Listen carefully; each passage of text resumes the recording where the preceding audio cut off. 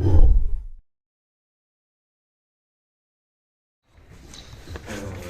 à tous. De la même manière, je me suis lancé sur un sujet cette année qui n'est pas du tout dans mon champ d'études habituel, puisque je m'éloigne du Siam et du siècle Louis XIV pour me rapprocher de chez nous, et tant en termes d'espace que de temps. Pourquoi ce sujet? Parce que je m'intéresse de plus en plus un peu à la paysannerie et la vie ouvrière en Bretagne un petit peu au début du XXe siècle, et il s'est avéré que en fait, c'était le centenaire du sujet dont je vais vous parler. Je m'en suis rendu compte très tardivement, à savoir la semaine dernière. Et pour une autre raison dont je vous parlerai un petit peu plus, en fin de diapositive. Je vais juste écouter un petit extrait pour commencer.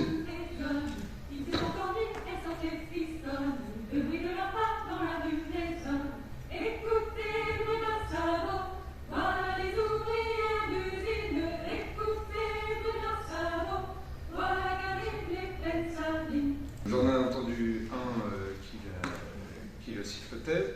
C'est une chanson un petit peu connue, si vous vous intéressez aux chants ouvriers, aux chants bretons, un petit peu classique. Avant de parler véritablement de ce qui nous intéresse, on va remonter un petit peu dans le temps.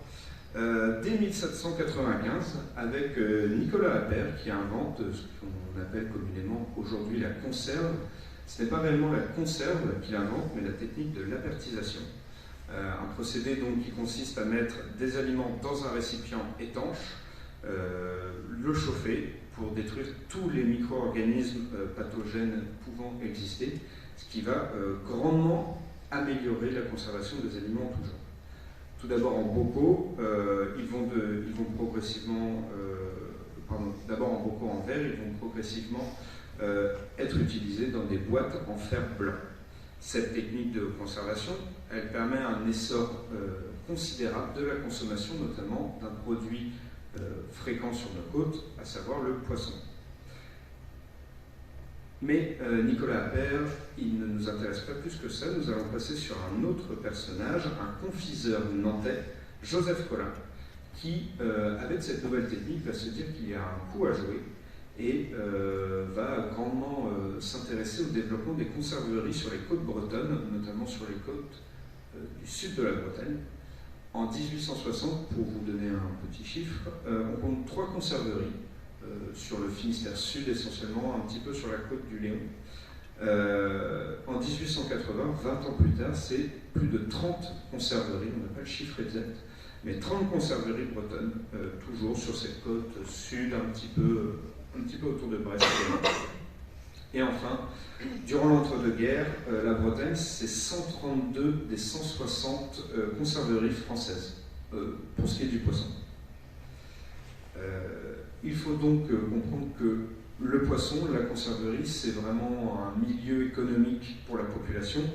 Vers 1910, la pêche bretonne, c'est 20 000 marins, plus 30 000 ouvrières, et ce à quoi il faut ajouter également tous les métiers annexes, les charpentiers de bateaux de pêche, les calfats, les fabricants de filets de pêche, ou tout ce qui a trait au cordage. Le développement de la sardine, elle est également rendue possible par la mise en conserve qui propose de nouvelles préparations, et ça va beaucoup plaire. On abandonne progressivement la friture au beurre, parce que finalement le beurre se détériore beaucoup plus rapidement qu'une autre huile, celle issue de l'olive. Elle permet donc une meilleure conservation, mais surtout une meilleure saveur en accord avec la chair de poisson. L'huile d'olive, pas n'importe laquelle, c'est celle d'un village très précis sur les côtes des Pouilles en Italie, juste au nord du talon de la côte italienne, le village de Bari. Pourquoi ici, spécifiquement en Italie? Je n'ai pas trouvé. En revanche, il est indiqué dans beaucoup de rapports, notamment des sortes de petites chroniques culinaires qu'on peut voir dans les journaux, que l'huile d'olive de Provence elle est jugée de moins bonne qualité et également une couleur verdâtre qui pourrait dégoûter certaines personnes. et également l'huile espagnole qui est, elle, jugée tout bonnement impropre à la consommation. Dans un premier temps, la sardine, elle ne jouit pas d'une très bonne réputation. C'est jugé un poisson un peu médiocre, assez gras, pas forcément agréable à manger, mais comme je vous l'ai dit, la préparation en conserve, elle va susciter un nouvel intérêt parce qu'on peut y proposer différentes préparations. Et ces différentes préparations vont même faire progressivement de la sardine un produit de luxe qui va être vendu en tant que tel par les entreprises nantaises, mais également bordelaise. La plus grande partie même, elle ne va pas être consommée en France, mais bien en dehors de ses frontières, exportée un petit peu dans toute l'Europe, également dans les colonies et même au-delà de l'Atlantique. Elle devient un produit courant progressivement, puisqu'elle est démocratisée par les premiers touristes, même si c'est encore un terme un petit peu anachronique au début du XXe siècle, qui vont en faire un produit qu'on peut consommer tout le temps, qu'on souhaite acheter pour avoir une sorte de souvenir du lieu. Alors même si ça pouvait se fabriquer en Bretagne, c'était essentiellement à Nantes ou Bordeaux qu'on pouvait les acheter. Et certains noms de marques deviennent même des garanties de confiance, de qualité et de goût. À l'exemple donc ici de la conserverie Amieux, même ici qui existe encore, la conserverie Connétable, liée à la maison Chancerelle, ou encore la sardinerie Hyacinthe, voilà, qui vont se développer, qui sont à chaque fois des entreprises nantaises, mais avec leurs sardines mises en boîte par chez nous. L'essor de la sardine en conserve, il connaît néanmoins un frein, puisqu'à partir de 1902 et jusqu'aux environs de 1913, la sardine se fait rare, elle quitte les eaux bretonnes pour voir si la mer n'est pas un peu plus bleue ailleurs, puisque tout simplement on a une sorte de phénomène de surpêche, et également au niveau du climat un très très léger réchauffement, qui fait que voilà, on a un petit changement dans les eaux bretonnes et la sardine se raréfie. Le secteur de la sardine connaît donc un coup de frein, avec plusieurs répercussions, mais on va y revenir un petit peu plus tard, puisque avant de parler réellement de toutes les répercussions qu'il peut y avoir là-dessus, on va d'abord présenter un petit port breton, Douarnenez.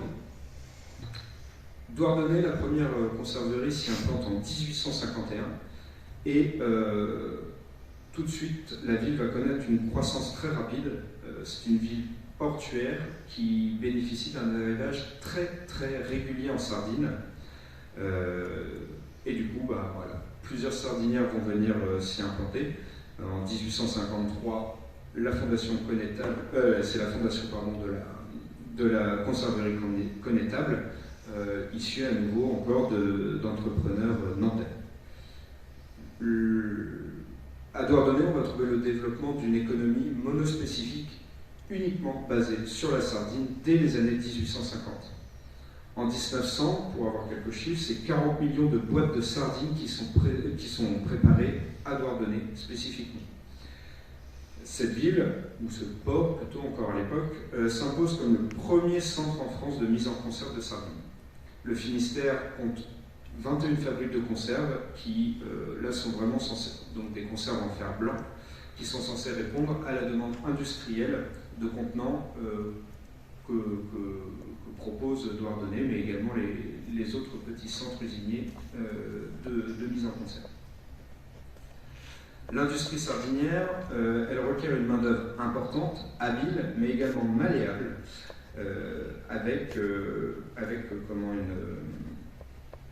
avec ces villes côtières qui vont finalement attirer progressivement toutes les populations ouvrières du centre de Bretagne, parce que c'est sur les côtes qu'on va trouver de l'emploi qui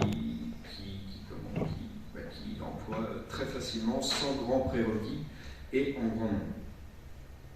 Les usines sont très variées, elles comprennent aussi bien 10 que 200 ouvrières, voire plus tard, passé le XXe siècle, 150, 200 ouvrières, 300, 400 ouvrières pour les plus grosses. À partir de 400 ouvrières, on voit que finalement elles reviennent à des chiffres plus raisonnables. Elle s'installait essentiellement à proximité des ports, mais également des habitations, puisque à l'époque, on est vraiment sur des toutes petites îles. Donc vous avez, si on a ici le port Bru, voilà, où arrivaient donc les bateaux les plus légers. Ce port Bru est plutôt dédié au commerce vraiment local, où on vend directement la sardine aux petites entreprises. Par contre, ici, on va trouver le port Rosmer, où vont débarquer les plus gros bateaux. Donc vous avez une petite représentation ici qui date des alentours de 1880, j'ai pas eu de date précise.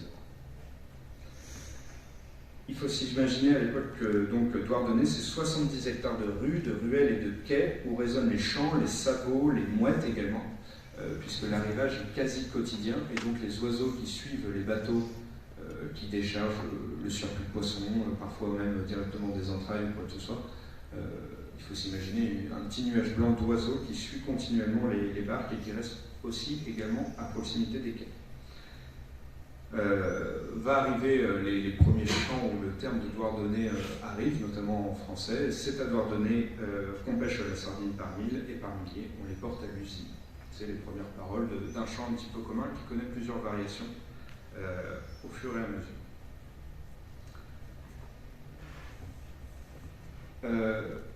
Pardon. Si on parle de sardines, on parle surtout de ceux qui la travaillent. Alors, d'une part, il y a les pêcheurs, certes, mais ce n'est pas forcément eux qui vont nous intéresser, ce sont surtout ici les sardinières. Mais qui sont-elles? Ce sont des femmes, évidemment, puisque les chefs d'entreprise, avec le développement de leur conserverie, ils cherchent avant tout une main-d'œuvre bon marché pour augmenter leur rentabilité du mieux possible. Jean-Michel Boulanger, dans son essai de géohistoire sur Douarnenez, qui va à peu près de 1800 à nos jours, décrit les pennes sardines comme des ouvrières bretonnantes, parlant peu français, ayant la réputation d'être un peu arriérées, mais qui sont de surcroît des femmes. C'est pas un tableau très élogieux, mais ça explique un petit peu cette volonté de main-d'œuvre malléable que cherchent les usiniers. Il s'agit de filles de tout âge.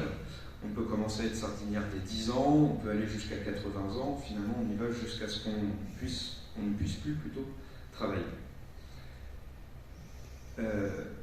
Normalement, pour devenir fille de friture, comme on dit, il faut avoir un certificat d'études qui s'obtient à l'âge de 12 ans. C'est un petit certificat passé, on a bien passé certaines années à l'école, mais il n'est pas exigé pour autant.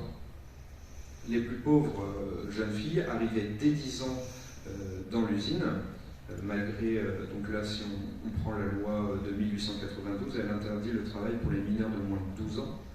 Elle bénéficie de petits bancs réhausseurs, mais c'est surtout que lorsqu'il pouvait y avoir une inspection du travail, elle se cachait ou était cachée dans les trous à sel pour pas qu'on leur demande leur âge et que les contremaîtres ou usiniers puissent se faire taper sur les doigts.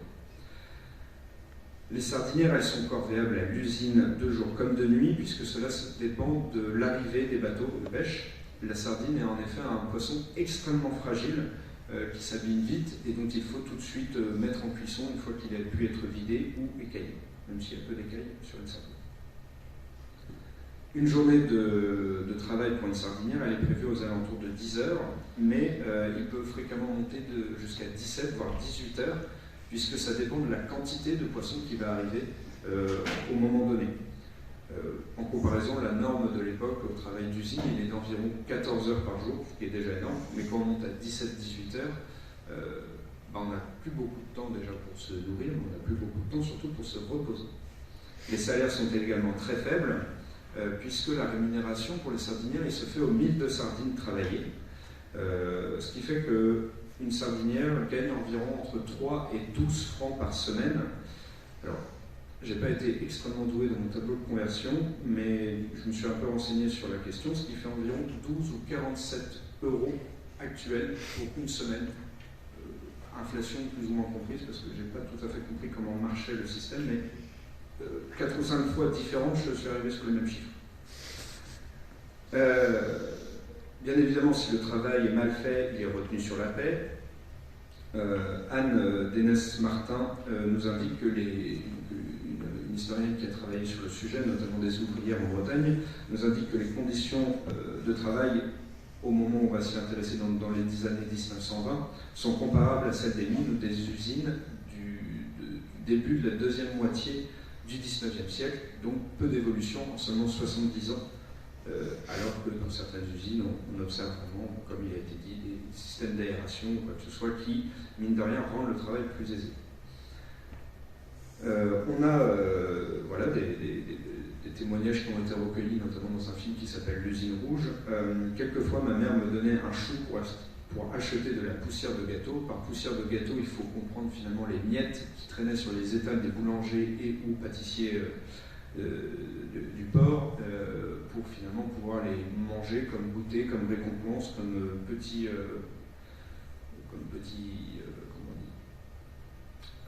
petite gourmandise, mais qui sont en fait que les miettes des gâteaux qui ont été vendus.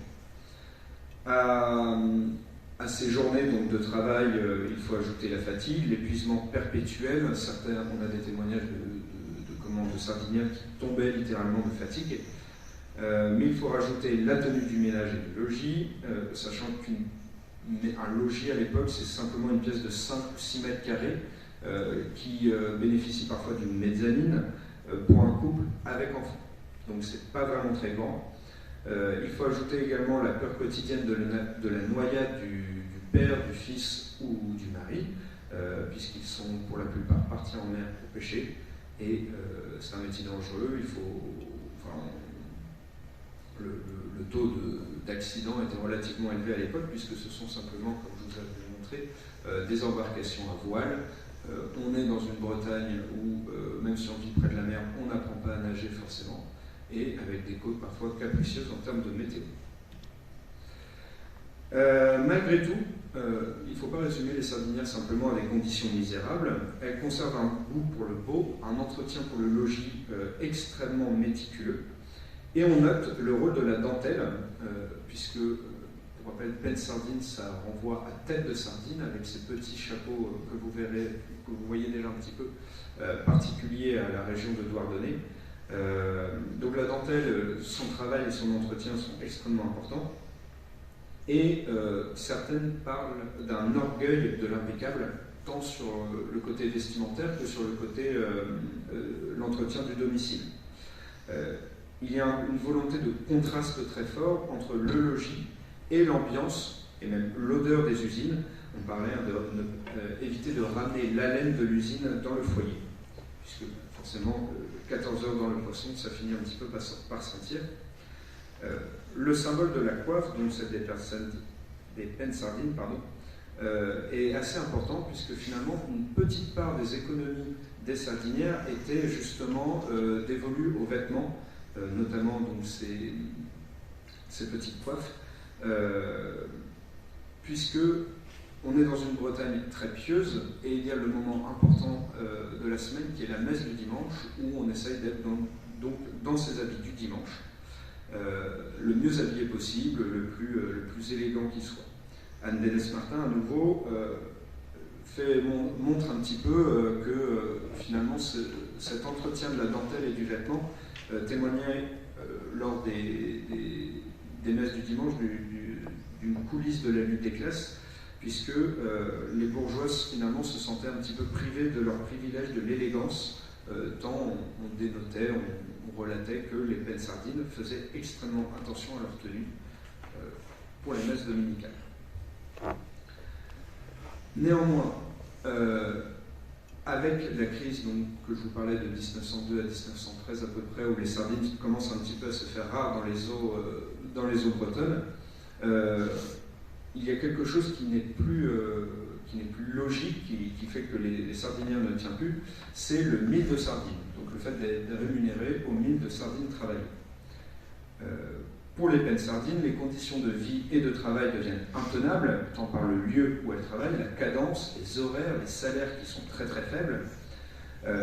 Celles qu'on appelle les ouvrières les moins bien payées de France entament un petit mouvement de grève mené par Eulalie Belbéoc, avec une revendication, ne plus être payé au mille de sardines, mais d'être payé à l'heure. et elles parviennent à leur fin, puisqu'elles obtiennent, si elles demandent un salaire de 85 centimes de l'heure, elles obtiennent une demi-victoire, car les usiniers vont accepter un taux de 80 centimes de francs à l'heure. Demi-victoire parce que finalement ce paiement à l'heure, ça ne leur permet toujours pas de sortir de la misère. Pour vous donner une idée, 1 franc à l'époque, c'est à peu près 1 kg de pain ou 1 kg de lait. C'est-à-dire qu'en travaillant 1 heure, elles n'ont toujours pas de quoi se payer 1 kg de pain ou 1 kg de lait. 1 kg de beurre, qui est finalement une sorte de lait travaillé très longtemps, c'est quasiment 15 francs. Alors, on a plus souvent besoin d'1 kg de pain ou 1 litre de lait, qu'un kilo de beurre. Mais néanmoins, on voit qu'avec cette victoire du paiement à l'heure, les sardinières restent toujours un petit peu dans la pauvreté, totalement. De plus, c'est un salaire qui ne connaît aucune évolution, c'est-à-dire qu'il n'y a pas de prime d'ancienneté, il n'y a pas de prime de dureté ou quoi que ce soit. C'est ce qui va nous mener donc à notre sujet qui nous intéresse.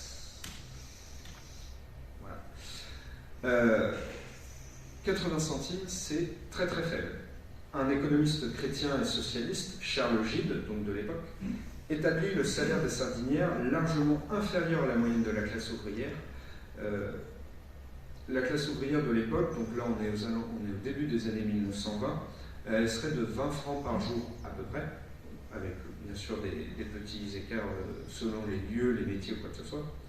Tandis que le calcul est vite fait, puisque 80 centimes fois, j'ai pris pour une petite journée de 12 heures, une petite journée de travail de 12 heures, 80 centimes de l'heure, ça fait environ 10 francs par jour, donc soit 2 fois moins que le salaire médian, à peu près d'un ouvrier de l'époque. Donc dès la fin de la crise de la sardine, qui se termine aux alentours de 1913-1915, tout le monde n'est pas d'accord, il y a déjà plusieurs tentatives de mise en grève ou de vagues de syndicalisation, mais la population bretonne de l'époque est quand même un peu réfractaire aux idées de syndicats, tout ça, enfin tout ce qui va émaner finalement du Comintern, de l'international communiste, puisque c'est pas très très bien vu. Pour rappel, on est dans une Bretagne très pieuse, très religieuse, très communautaire, refermée un petit peu sur elle-même, où chaque village est presque un ennemi du village voisin. C'est un peu caricatural, mais pas tout à fait non plus. Les années 1922-1924 voient la succession de courtes grèves, notamment dans le milieu de la fabrication de conserves, et pas forcément dans les usines à sardines directement. Mais c'est des grèves qui ont ou peu de réussite, ou peu de répercussions dans les environs géographiques. Jusqu'au 21 novembre 1924, car suite au refus d'un contremaître d'une fabrique de ferblanterie directement à Douarnenez dans l'usine Carnot, ce contremaître il refuse de recevoir 3 sardinières venues négocier une meilleure paie. Et bien face à ce refus, ouvrières et apprentis de l'usine Carnot cessent immédiatement le travail et vont défiler dans les rues de Douarnenez avec un seul mot d'ordre, peine réalabo. Alors 5 réaux ce sera, et finalement ce qui est demandé c'est 1,5 francs de l'heure. Ce slogan il est largement repris. La grève, elle, va s'étendre rapidement, un petit peu comme une tache d'huile justement dans toute la ville. Le 23 novembre, soit 2 jours plus tard, on dénombre 20 usines qui sont en grève, et dès le 25, toutes les sardineries de la ville et des alentours sont à l'arrêt. Les sardinières ont très vite bénéficié, et c'est ce qui rend un petit peu la chose assez originale, c'est qu'elles bénéficient très rapidement de nombreux soutiens, mais surtout des soutiens à différentes échelles. En 1921, le tapissier Sébastien Belli, donc on remonte un petit peu en arrière, devient le premier maire communiste de la ville, et le maire communiste suivant, Daniel Leflanchette, qui est élu en 1924 justement, apporte son soutien immédiat, notamment à l'installation du comité de grève directement au sein de la mairie. L'aide fournie par les pouvoirs publics locaux donc, vont parvenir à donner de l'ampleur au mouvement, et la place de la Croix, que je vous ai mis ici, La place de la Croix, avec une photo des années à peu près 1880 à nouveau ici, va très vite devenir une agora politique, puisque même photo, photo différente mais au même endroit, c'est là que tout le monde va se rassembler pour discuter, annoncer les nouvelles de la grève ou quoi que ce soit. Le Flanchec, que je vous ai mis juste à ma droite du coup, il est un peu particulier. Il est catégorisé comme anarchiste dès sa jeunesse. Il est proche de membres de la bande à Bono, donc une bande anarchiste qui mène des actes criminels à l'époque, antimilitariste au point de se faire énucléer, donc retirer un œil pour éviter d'aller au combat. C'est pas totalement avéré, mais au vu du bonhomme, ça serait pas complètement improbable qu'il l'ait fait. Pour lui, sa phrase favorite, c'est « Les patrons sont des buveurs de sang ». Ce qui est imagé, mais pas totalement... comment dire, c'est plutôt bien imagé, la façon dont il le décrit dans certaines déclarations. Alors, là, c'est pas lui qui le décrit, mais on le dit comme l'ami des femmes au moment de la grève.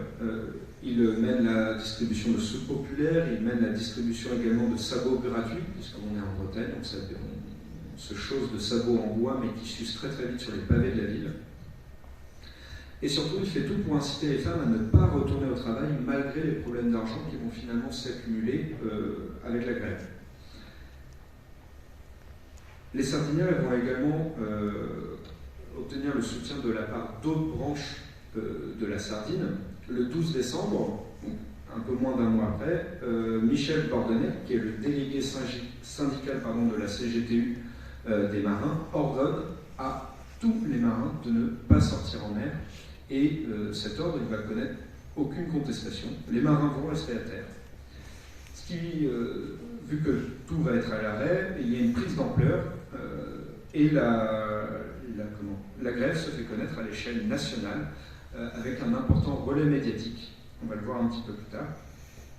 La délégation syndicale obtient même une audience à Paris auprès du ministre du Travail, Justin Godard, qui, donc cette délégation va être un petit peu déboutée. Et Justin Godard, dans ce qu'il va raconter, va nous dire qu'il était effaré par ce qu'il qualifie de malignité de la part des 3 représentants du patronat qui va venir défendre les intérêts des usiniers. Et il ira même jusqu'à dire, est-ce que c'est une forme de soutien? Probablement, mais un petit peu voilé, que vos patrons sont des brutes et des sauvages, rapport à et la manière dont ils les traitent déjà au travail, et la manière dont ils veulent absolument mettre fin à la grève. Anne Grignon, historienne également, parle d'une gréviculture qui commence un petit peu à s'installer à Douarnenez. La paralysie de l'économie de la ville mène à la perte de 123 000 conserves. Donc la grève va du 21 novembre 1924 au 6 janvier 1925. 123 000 conserves, c'est énorme. Pour les usiniers, c'est vraiment une perte terrible, ce qui va les amener à certaines décisions, notamment à embaucher des briseurs de grève venus tout droit de Paris.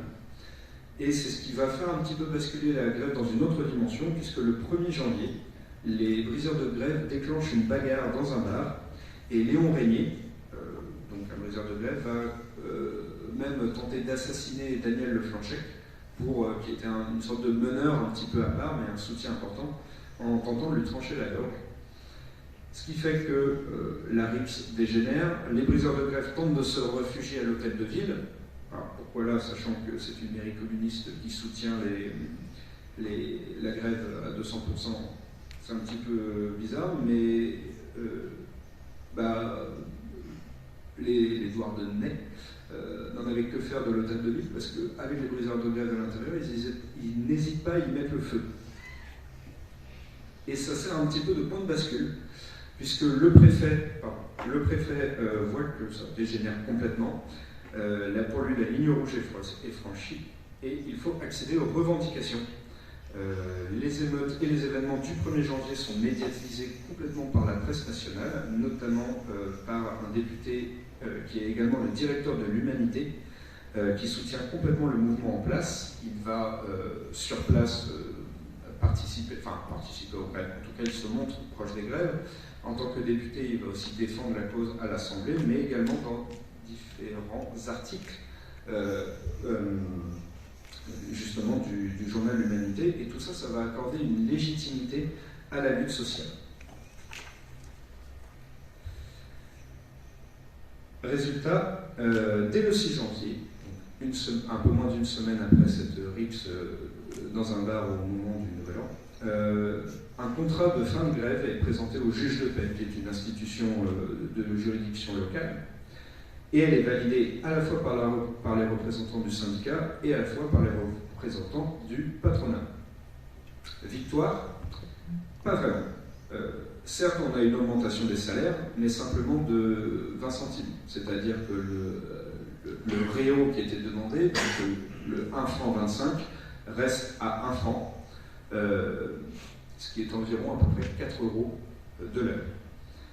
En revanche, on commence à distinguer les heures de jour et les heures de nuit, avec une majoration pour les heures de nuit, mais heures de nuit qui ne démarrent qu'à minuit. Donc voilà. Il faut réussir quand même à remettre un petit peu en perspective ce qui est quand même considéré comme une victoire, puisque c'est 6 semaines et demie à tenir face aux pressions de licenciement des usiniers, mais les sardinières, les pâtes sardines ne se sont pas laissés faire, sans doute un caractère fondeur qui est hérité justement de la grève de 1905, puisque celles qui ont fait grève en 1924 sont ou bien des grévistes de 1905, ou bien des filles ou des tantes de ces grévistes. Des filles ou des nièces, de ces grévistes. Douarnenez reprend son calme, à l'image des pâtes sardines, qui, elles, reprennent le travail. En revanche, la grève, elle, n'est pas finie, puisque Audierne et Pont-l'Abbé vont finalement rentrer également en grève, mais qui vont être réprimés plus rapidement et avec plus de violence, puisqu'on ne peut pas répéter le même épisode. Michel Cornet, qui est le responsable syndical de la CGTU de Pont-l'Abbé, nous montre tout de même que cet épisode où ce sont des femmes qui ont débuté déjà, mais surtout qui ont mené la grève, a eu un petit contre-coup pour elles, puisqu'il dit que l'appel aux femmes signifiait en réalité l'appel à la révolte, le déclenchement de la violence, ce que je voulais, si possible, éviter. On va commencer à se dire que finalement, lorsque les femmes mettent leur nez dans les affaires un petit peu politiques, que ce soit locales ou à plus haute échelle, il y a une sorte de débordement qui se crée. Et même chez les syndicats, on va commencer à se dire que c'est peut-être pas à chaque fois une bonne idée que les femmes soient toujours sur le devant de la scène quand il s'agit d'aller pousser un petit coup de gueule pour augmenter leur salaire. Et en fait, ça nous montre le rôle de deux femmes, justement, qui ont été utiles à la cause. Tout d'abord, Lucie Colliard. Lucie Colliard, c'est qui? C'est une femme née en 1877, issue d'une famille paysanne de Haute-Savoie, famille paysanne, mais dont elle va réussir à s'extraire socialement, puisqu'elle deviendra institutrice. Mais elle ne va pas s'arrêter là. Lucie Colliard, c'est une pacifiste de ses premières heures. Elle est même internée pour antimilitarisme, notamment pour la guerre de 14-18. Elle participe à la création de l'Internationale des droits des femmes aux côtés de Clara Zetkin ou de Rosa Luxembourg. Elle est carrément virée de l'éducation nationale, mais embauchée dans la foulée par la CGTU. Elle ira jusqu'à rencontrer Lénine, ce qui n'est pas rien pour une femme de Haute-Savoie de l'époque, simple institutrice de sa condition, mais qui va finalement s'élever un petit peu dans la sphère du syndicat. Le militantisme chez elle est très présent. Ça l'amènera au divorce et surtout en fait à devoir un petit peu laisser ses enfants auprès de ses amis pour pouvoir s'occuper de ces différents combats qu'elle souhaite mener. Elle vient à Douarnenez, dans un premier temps pour soutenir les grévistes et également apporter des idées neuves. Alors, elle n'est pas très bien vue à son arrivée, même par celle qu'elle est venue soutenir. Déjà, pour un premier point, si vous comparez les deux photos, elle ne porte pas de coiffe. Elle porte un bonnet, un chapeau, comme on dit. Et ça, les peines sardines, elles ne comprennent pas, puisque finalement, c'est qui elle, d'où est-ce qu'elle vient, pourquoi est-ce qu'elle vient nous aider, c'est notre combat, elle n'a rien à faire là, qu'elle retourne auprès de ses moutons dans ses montagnes, et qu'elle nous laisse tranquilles. Mais elle va se révéler relativement utile, elle sera même vue un petit peu comme une bête noire, mais pas par les peines sardines, notamment par le curé, pour plusieurs raisons. Parce qu'elle n'est pas juste là pour aider et pour syndicaliser, pour mener un combat, puis s'en aller une fois que ses idées seront prises. Elle prend en charge, aux côtés de Daniel Le Planchec, les soupes populaires. Elle fait le lien entre les différentes manifestations d'usines qui peuvent exister. Elle organise le Noël des enfants, Noël sera un moment un petit peu difficile pour les familles, puisque c'est un moment de rassemblement, de joie, de fête. Or, on est en pleine grève, donc il n'y a pas de revenus depuis quasiment un mois. Elle va même organiser, mener, développer le planning familial sur place. Donc forcément, ça ne plaît pas au curé, puisque le planning familial touche à tout ce qui est la contraception, mais également l'avortement. À l'époque, ça ne plaît pas trop du côté de l'Église. Elle choque quelque peu par ses actions, mais en même temps, elle est un petit peu contradictoire, puisque même si elle est fortement anticléricale, elle apporte son soutien aux femmes qui veulent tout de même se rendre à la messe le dimanche, elle les pousse à y aller. Sans aucune idéologie féministe, elle fait tout pour le droit des femmes, avec également le développement du système de crèche à Douarnenez. Elle souhaite avant tout offrir une perspective de vie plus large, plus digne pour les femmes, les filles et les femmes de la ville.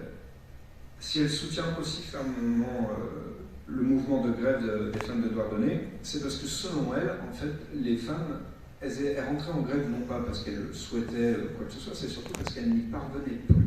Elles ne pouvaient plus rien faire, elles étouffaient dans leurs conditions, elles étouffaient dans leur pauvreté, et le seul choix qui s'offrait à elles, c'était vraiment la grève. Et alors, deuxième personnage, Joséphine Pencallet. Elle, c'est une fille de marin et de sardinière, née un petit peu plus tard en 1886. À 15 ans, elle file à Argenteuil, puisqu'elle a épousé un soldat de la marine, mais qui mourra assez vite de la typhoïde. Il part avec 2 enfants à charge, tout de même, et donc elle décide de revenir à Douarnenez. On a peu de sources sur sa participation à la grève. Elle était nommée la petite meneuse de grève, mais on n'en sait pas forcément plus. Qui parvient à être élue. En tout cas, en Bretagne, pour ce que j'ai trouvé, mais probablement, on est en 1925, peut-être même à l'échelle nationale.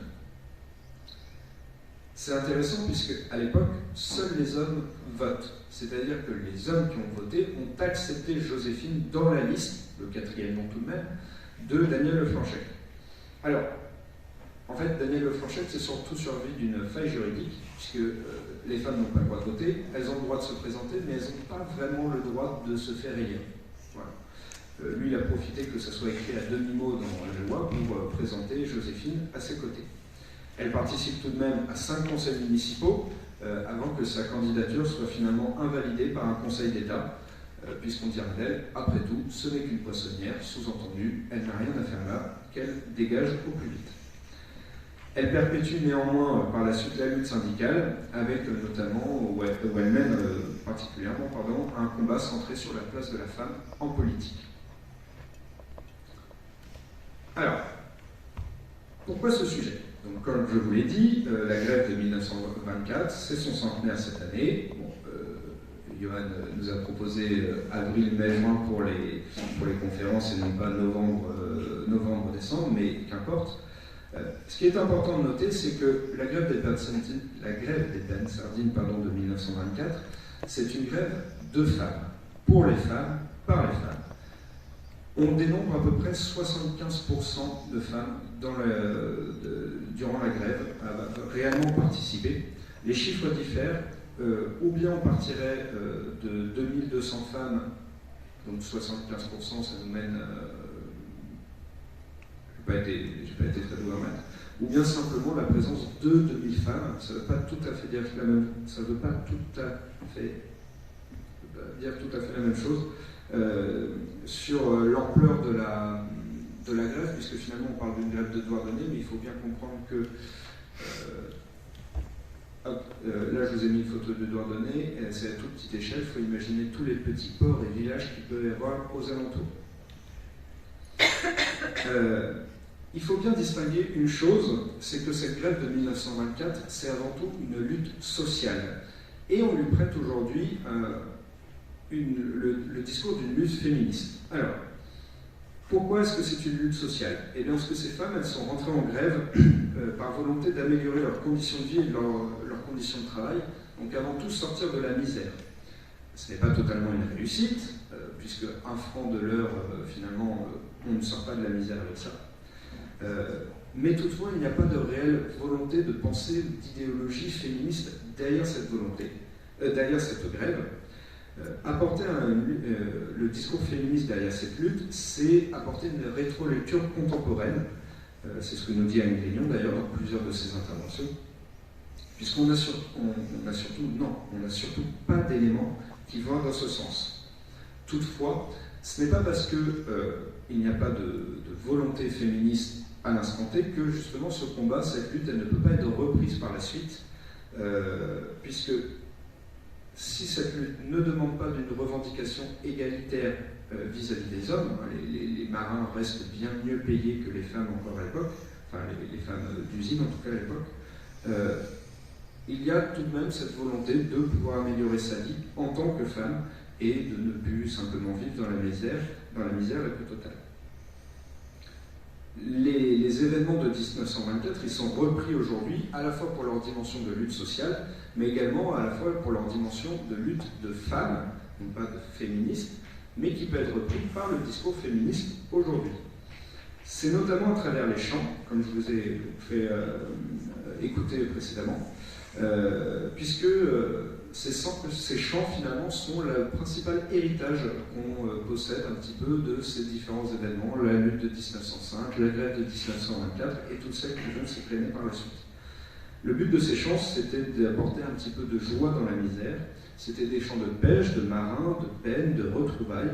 Également, après les années 1930, quelques chants révolutionnaires, mais très très peu, puisque pas encore très très bien vus dans les rangs des usines. Ce chant, il nous parvient encore aujourd'hui, et c'est ce qui fait vivre en partie un petit peu la mémoire sans le savoir. Certains d'entre vous reconnaîtront peut-être cette ruelle de l'île de Groix, on s'écarte un petit peu de Douarnenez. Plus que la ruelle, peut-être une enseigne, et normalement j'avais...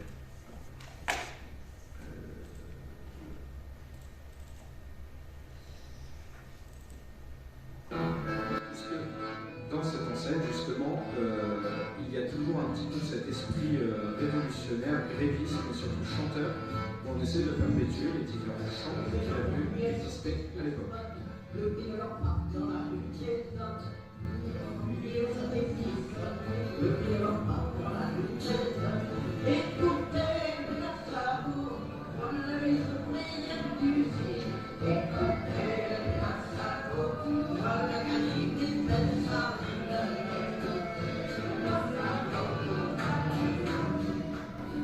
Ce qui est intéressant avec les chants, notamment bretons, c'est surtout qu'il y a toujours un couplet principal répété 2 fois pour qu'une meneuse puisse donner le ton et que tout le monde suive par la suite.